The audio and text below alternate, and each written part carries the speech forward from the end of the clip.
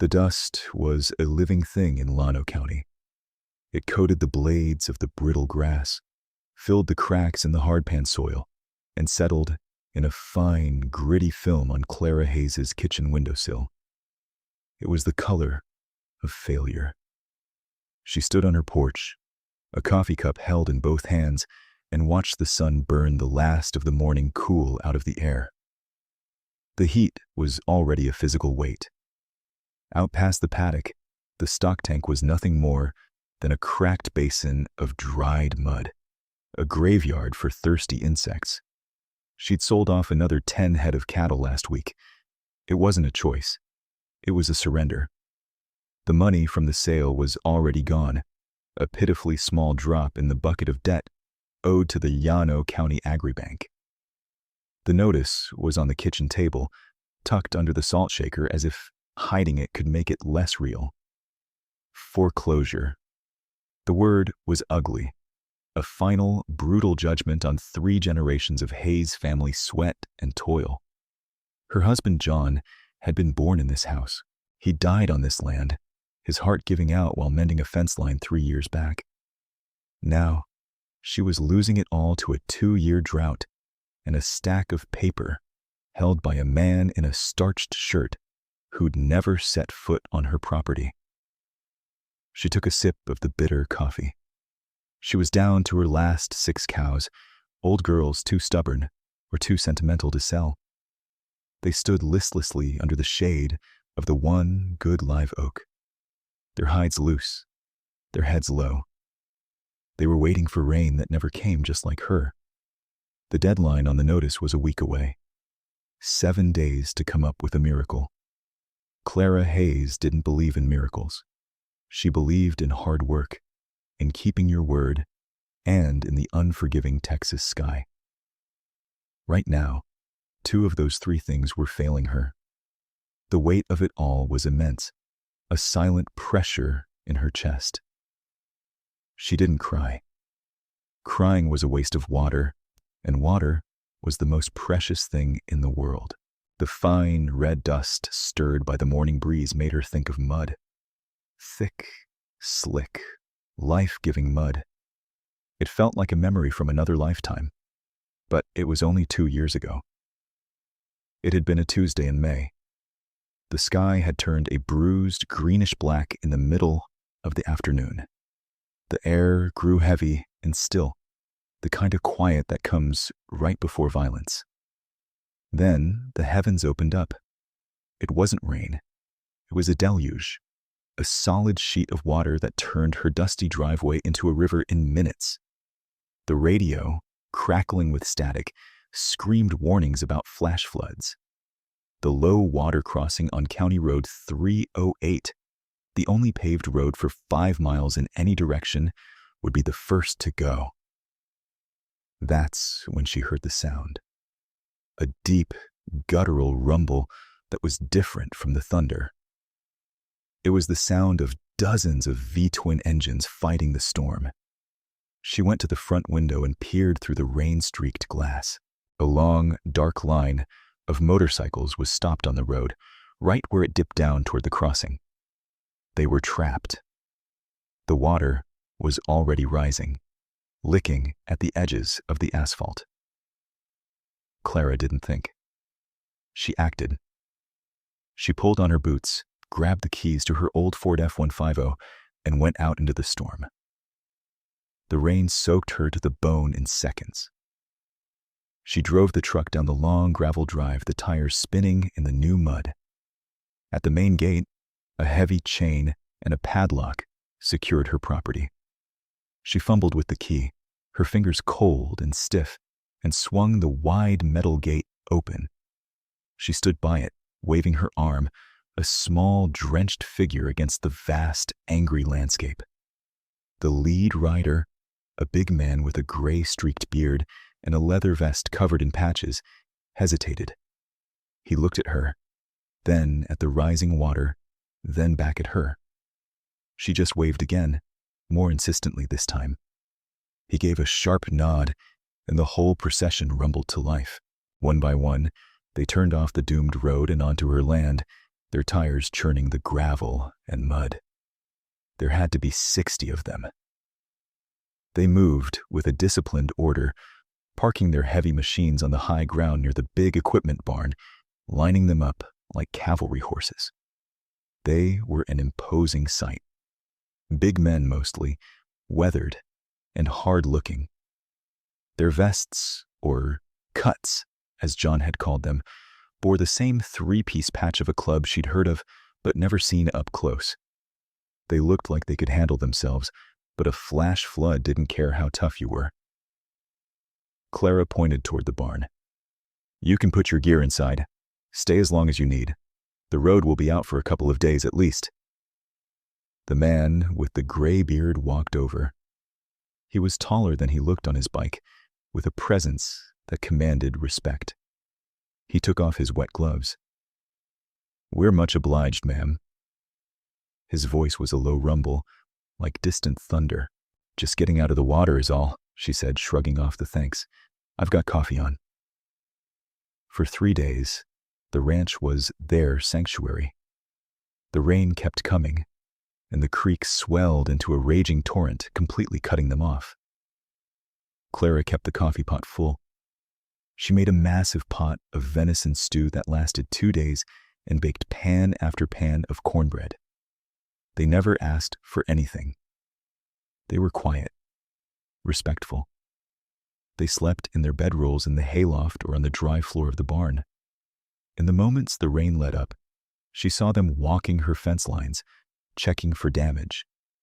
A crew of them, without a word to her, spent a whole afternoon shoring up a section of fence along the creek bed that was threatening to wash away. They used her spare posts and wire, but the labor was their own, offered freely. On the 4th morning, the sun came out. The water had receded enough for the road to be passable. They packed their gear, the quiet efficiency returning. The leader found her on the porch. The men called him Preacher. "Ma'am," he said, holding his helmet in his hands, "we can't thank you enough." "Nonsense," Clara replied, wiping her hands on her jeans. It was the neighborly thing to do. "We're not your neighbors."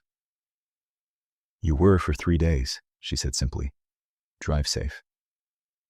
He held her gaze for a moment. His eyes were clear and direct. "We don't forget," he said. It wasn't a promise or a threat. It was a statement of fact. Then he turned, mounted his motorcycle, and led his club back out onto the road, leaving nothing behind but tire tracks in the mud and the lingering smell of coffee and wet leather. Clara watched them go, then went back to her chores, the incident already fading into the rhythm of ranch life. It was just a thing that had happened. Back in the present, the memory offered no comfort. It was just a story from a different world, a world where the land was flush with water and she had enough food to feed 60 strangers. Now, she barely had enough to feed herself. She picked up the phone and dialed the bank, her heart a cold knot in her stomach. She asked for Mr. Davison. The conversation was short and brutal. He was professionally polite, his voice smooth and detached. He used words like unfortunate and no other recourse. He confirmed the auction date.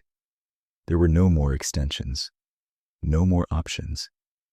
He was sorry. Clara knew he wasn't. It wasn't his legacy being sold off for pennies on the dollar. She hung up the phone without saying goodbye. The silence in the house was absolute. For the rest of the day, she walked the property. She ran her hand over the rough bark of the oak tree, its leaves brittle and brown. She stood by the empty stock tank. She walked through the silent, dusty barn. She was saying goodbye. Each step was a memory. Each fence, post a piece of her life with John. This land held everything she was, everything she had been. And in 7 days, it would belong to someone else. That evening, she sat on the porch swing, moving just enough to stir the hot, stagnant air. The foreclosure notice lay on the small table beside her, its official print stark in the fading light. She felt a profound and hollowed-out exhaustion. She had fought as hard as she knew how. She had sold her husband's prized saddle, her mother's jewelry, every piece of non-essential equipment.